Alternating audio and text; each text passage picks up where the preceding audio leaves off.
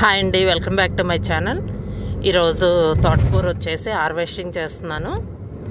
ఇంకా ఛానల్ అవుతుంది కదా హార్వెస్టింగ్ వీడియో పెట్టేసి. ఇక్కడ వచ్చేసి తోటకూర కట్ చేస్తున్నాను అనమాట. ఇంకా చాలాసార్లు వచ్చిందండి, 7-8 సార్లు కోసినట్టున్నాను. ఇది వచ్చేసి ఇంకా మధ్యలో వీడియో కూడా పెట్టలేదు.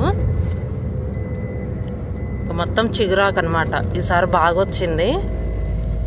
నెక్స్ట్ ఇయర్ ఎలా వస్తుందో చూడాలి. బాగా చిగురు వచ్చింది. ఇక్కడ ఈ పక్కన కుండీలో కూడా ఉంది, అది కూడా కోస్తాను.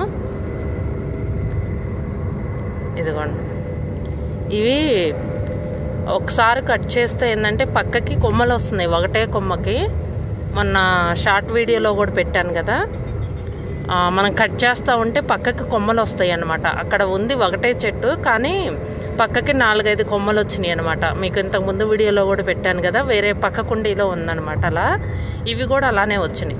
ఒక చెట్టుకు వచ్చేసి 2-3 కొమ్మల్లాగా అలా వచ్చినాయి.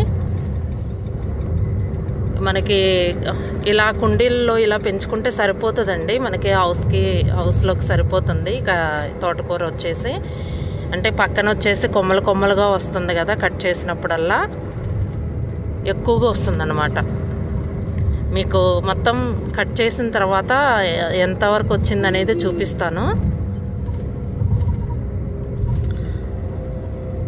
చాలా బాగా వచ్చిందంటే తోటకూర అయితే ఈ సంవత్సరం.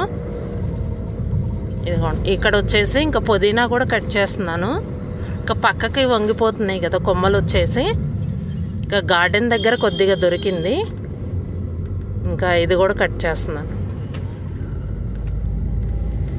ఇంకా మొత్తం ఎంత అయిందనేది కూడా చూపిస్తాను. తోటకూర ఒకటి, ఇది ఒకటి. ఇదిగోండి, ప్లేట్లో అయితే పెట్టేశాను, మీకు చూపిస్తాను అది కూడా.